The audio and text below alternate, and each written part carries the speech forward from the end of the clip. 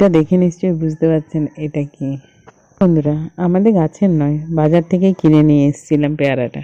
বাজারে গিয়ে এত বড় সাইজের পেয়ারা দেখে আর লোভ সামলাতে পারিনি। পেয়ারারই ওজন ছিল প্রায় 500 গ্রামের কাছাকাছি।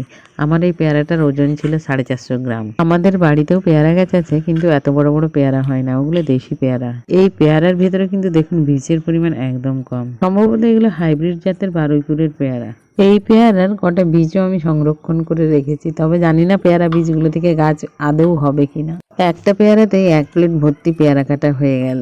এবার পেয়ারা কাটার উপর শুধুমাত্র বিট নুন আর চাট মশলা ছড়িয়ে দিলাম। পেয়ারাটা কিন্তু ভীষণ মিষ্টি ছিল, তাই ঝালের প্রয়োজন হয়নি। এখানে আপনারা আপনাদের পছন্দ মতো শুকনো লঙ্কা গুঁড়ো বা কাঁচা লঙ্কা বাটা যোগ করতেই পারেন। শীতের দুপুরে এরকম পেয়ারা মাখা হলে কিন্তু একদম জমে যাবে।